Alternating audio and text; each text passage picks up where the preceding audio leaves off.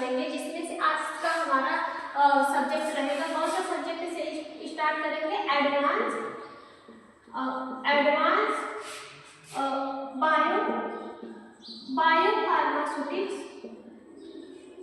Advance biopharmaceutics and pharmacokinetics.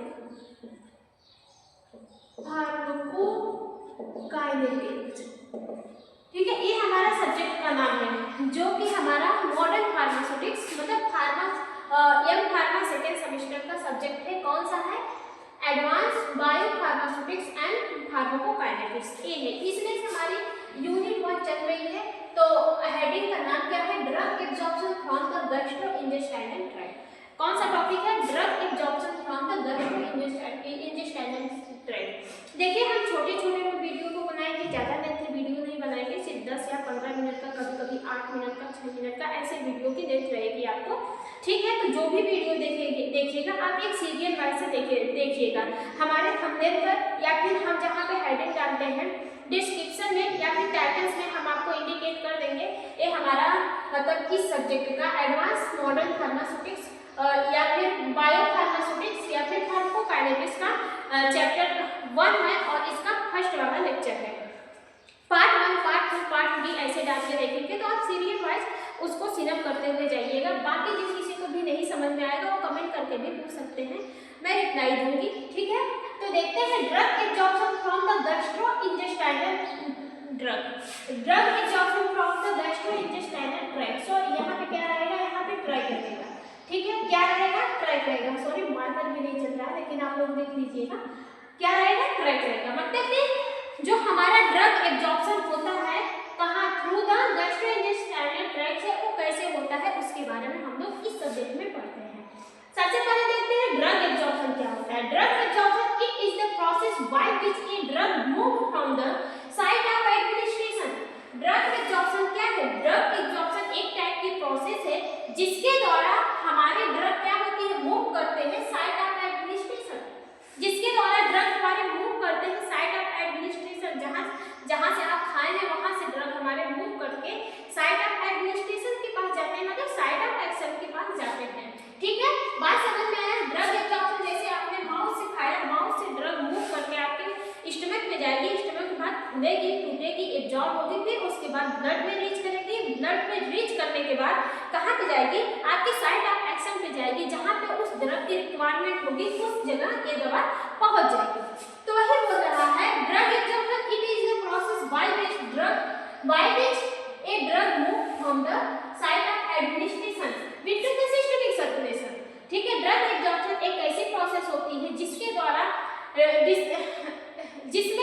जिसके द्वारा हम लोग माउथ से या फिर जीआईटी ट्रैक्ट से ड्रग को मूव करवा के कहाँ पे करते हैं? सिस्टमिक सर्कुलेशन में करते हैं, यानी किसमें करते हैं? ब्लड में करते हैं। माउथ से दवा को मूव करा के किसमें ऐड किया जाता है? ब्लड में किया जाता है। यही प्रोसेस क्या कहलाती है? Drug absorption.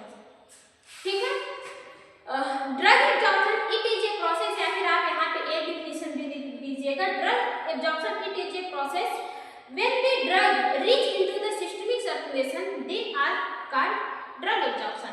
ठीक है, जब हमारे ड्रग जो दवा होती है वो आपके सिस्टमिक सर्कुलेशन में तब रीच कर जाती है, वहां से अपने साइट ऑफ एक्शन पे पहुंच जाती है, तो यही प्रोसेस क्या कहलाती है?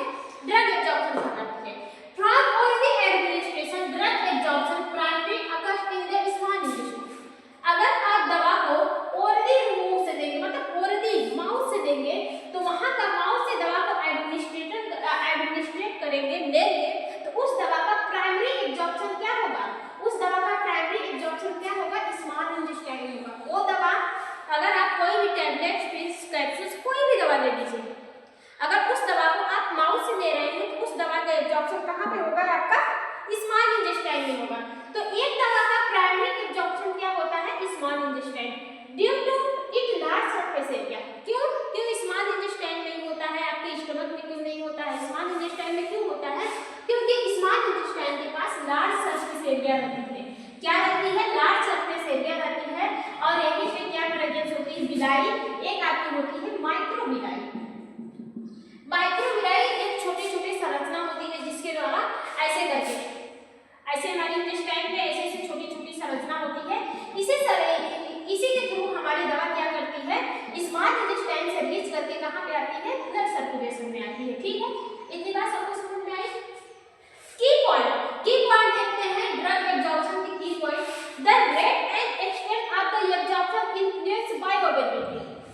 अगर ड्रग रेट का एब्जॉर्प्शन एक्सटेंड हुआ, मतलब एक्सटेंड रहा, तो वहां से एक्सटेंड, ठीक है, अगर किसी कारण ड्रग रेट का एब्जॉर्प्शन एक्सटेंड हो गया तो वहां पे भी हमारी जो बायो अवेलेबिलिटी है वो भी एक्सटेंड हो जाएगी। बायो अवेलेबिलिटी क्या होती है, maximum amount of drug reach into the systemic circulation.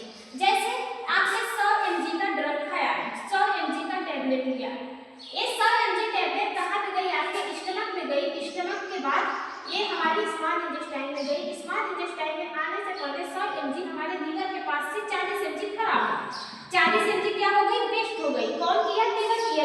Liver metabolise करके उसको 40 mg को वेस्ट कर दिया, फिर वो दवा हमारी कहाँ गई, स्मॉल इंटेस्टाइन में। अब 100 mg में से 40 mg तो खराब हो गई, वेस्ट हो गई, लेकिन हमारे स्मॉल इंटेस्टाइन में कितनी दवा आई, 60 mg। यही 60 mg कहाँ पे जाएगी, हमारे ब्लड सर्कुलेशन में जाएगी। किसमें जाएगी, ब्लड सर्कुलेशन में जाएगी। तो यही 60 mg जो ब्लड सर्कुलेशन में जा रही है, यही 60 mg एक दवा की बायो अवेलेबिलिटी कहलाती है। बात समझ में आया।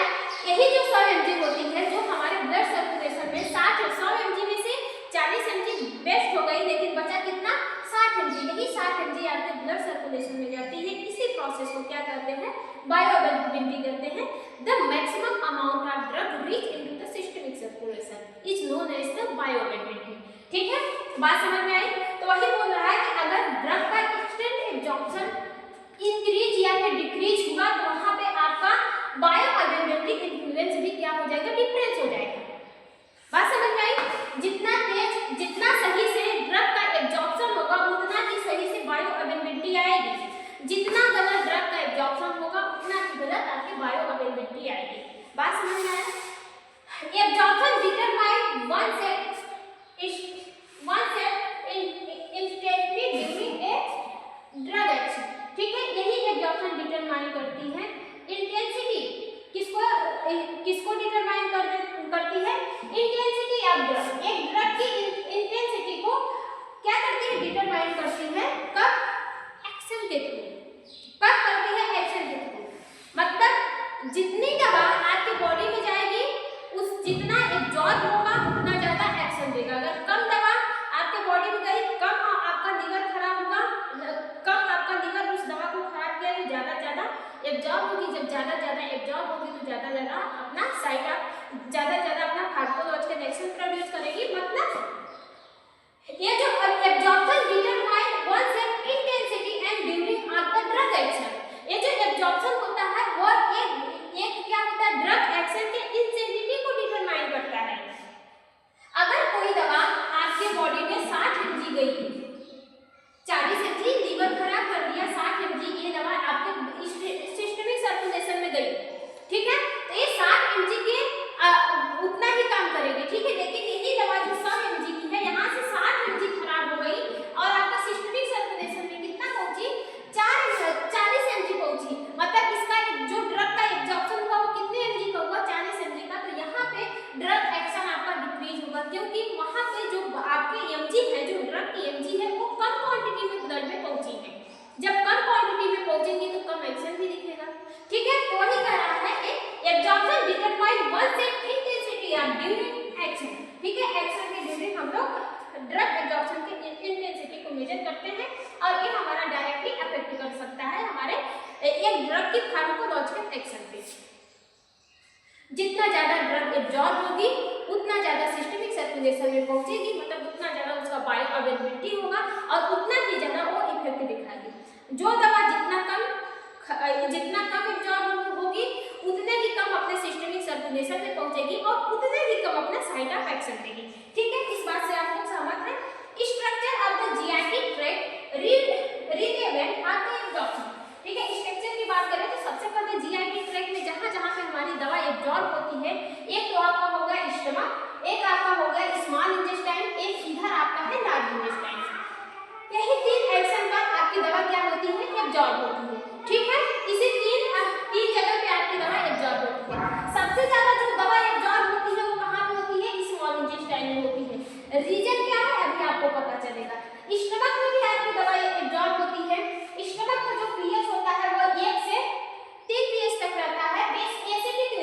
होता है, बहुत ज्यादा एसिडिक नेचर पे होता है।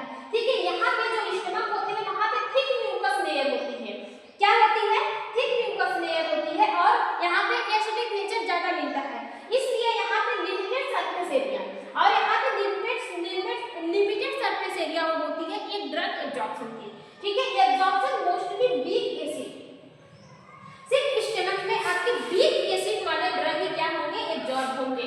स्ट्रॉन्ग एसिड वाले ड्रग नहीं एब्जॉर्ब होंगे। कौन से ड्रग होंगे? वीक एसिड वाले जो रहेंगे वही ड्रग हमारे स्टमक में एब्जॉर्ब होंगे। जैसे कि एस्पिरिन आपकी वीक एसिड की रहती है, वो दवा आपकी कहाँ से एब्जॉर्ब होती है?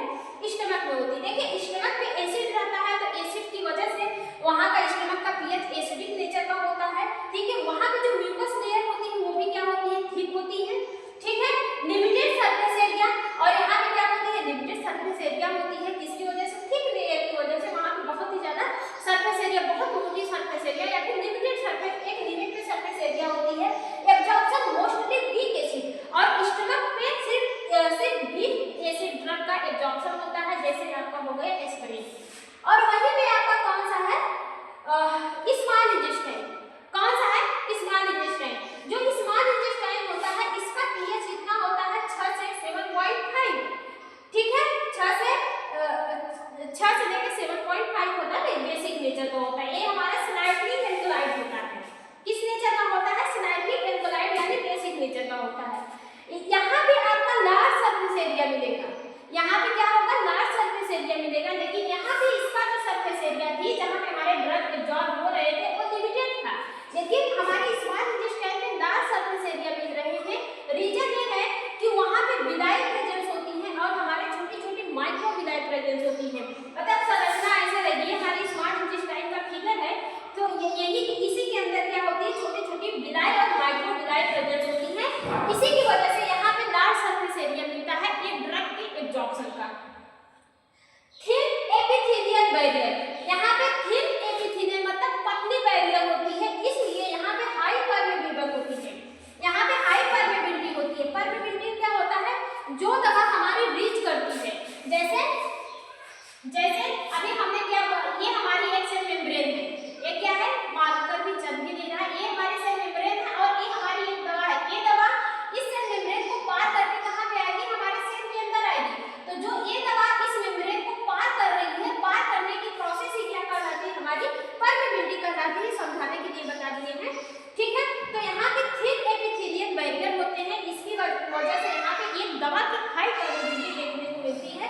एब्जॉर्प्शन मोस्ट ड्रग और यही पे सबसे ज्यादा ड्रग हमारी क्या होती है? एब्जॉर्ब होती है। मतलब लार्ज इंटेस्टाइन में ही सबसे ज्यादा ड्रग हमारी क्या होती है? एब्जॉर्ब होती है। और कौन कौन सी ड्रग एब्जॉर्ब होती है? वीक एसिड वाली ड्रग भी हमारी यहाँ पे एब्जॉर्ब हो जाएगी। ठीक है, और वीक बेस वाली ड्रग भी एब्जॉर्ब हो जाएंगी। जैसे हमारे पेप्टाइड जो होते हैं, पेप्टाइड वाले ड्रग भी हमारे आसानी से किससे एब्जॉर्ब हो जाएंगे? हमारे स्मॉल इंटेस्टाइन में। फिर तीसरा कौन सा आता है? तीसरा आपका आता है small intestine, sorry large intestine. तीसरा कौन सा है? Large intestine. लार्ज इंटेस्टाइन का पीएच भी 7 से 8 तक रहता है। Smaller surface area, large intestine में सबसे स्मॉलर सरफेस एरिया होती है। क्यों होती है? क्योंकि यहाँ पे सबसे ज्यादा म्यूकस एरिया होते हैं। किसके एरिया होते हैं? म्यूकस के एरिया होते हैं। मतलब म्यूकस प्रोडक्शन स्मॉलर इंटेस्टाइन में कुछ ज्यादा ही होता है, इसलिए यहाँ पे म्यूकस एरिया ज्यादा मिलती है। ठीक है, एब्जॉर्प्शन वाटर इलेक्ट्रोलाइट्स, जो लार्ज इंटेस्टाइन होती है यहाँ पे सबसे ज्यादा एब्जॉर्प्शन किसका होता है? वाटर का होता है, इलेक्ट्रोलाइट्स का होता है। और सब ड्रग होते हैं जैसे जो पुअर सॉल्युबल होते हैं, ड्रग विद पुअर सॉल्युबल, जो हमारे ड्रग पुअर सॉल्युबल होते हैं वो भी हमारे क्या होते हैं? इस हमारे लार्ज इंटेस्टाइन के थ्रू एब्जॉर्ब हो जाते हैं। सबसे ज्यादा जो इलेक्ट्रोलाइट्स होती है और वाटर होते हैं वो दवा हमारे लार्ज इंटेस्टाइन में एब्जॉर्ब होते हैं। Small intestine absorption. ठीक है, सॉरी यहाँ पे देखिए सम ड्रग, जैसे कुछ ड्रग होते हैं जो पुअर सॉल्युबल होते हैं वो हमारे स्मॉल इंटेस्टाइन में पुअरली सॉल्युबल होते हैं। मतलब हमारे स्मॉल इंटेस्टाइन में बहुत सही से नहीं एब्जॉर्ब हो पाते हैं, वो दवा हमारे लार्ज इंटेस्टाइन के थ्रू एब्जॉर्ब हो जाते हैं। तो आज के लिए इतना ही। आई होप आपको समझ में आया होगा। बाकी जिन किसी को भी नहीं समझ में आया है वो कमेंट करके पूछ सकते हैं, मैं रिप्लाई देने की पूरी कोशिश करूंगी। बाकी जो मेरा सब्जेक्ट है एम फार्मा सेकेंड सेमेस्टर का, इसको हम आपको पार्ट बाय पार्ट पढ़ाएंगे। आज का वीडियो में भी शायद लेंथी हो गया, लेकिन आगे से ध्यान रखेंगे कि वीडियो शॉर्ट ही बने। तो देखने के लिए आप हमारे प्रीवियस वीडियो को भी देखिएगा और पार्ट 1, पार्ट 2, पार्ट 3 ऐसे करके आएगा, ठीक है। बाकी हम डिस्क्रिप्शन में भी लिंक डाल देंगे। इसके अलावा हमारा फार्मेसी पे एक चैनल है आर्या फार्मेसी करके, आपका एक वहाँ पे टेलीग्राम पे चैनल मिलेगा और आर्या फार्मेसी करके व्हाट्सएप पे भी एक चैनल मिलेगा। आप उस चैनल को सब्सक्राइब कर लीजिएगा या फिर उस चैनल में ज्वाइन हो जाइएगा, तो वहाँ पे भी आपको वीडियो और नोट्स दोनों मिलते रहेंगे, ठीक है। वीडियो लेक्चर आपका पार्ट टू पार्ट मिलता रहेगा और वहाँ पे आपको नोट्स भी मिलते रहेंगे, ठीक है। ऐसे आपको कंप्लीट हो जाएगा, लेकिन उसके लिए आपको हमारा चैनल सब्सक्राइब जरूर करना पड़ेगा, ठीक है। तो आज के लिए इतना ही। अगर वीडियो अच्छी लगे तो लाइक, शेयर और सब्सक्राइब जरूर करिए।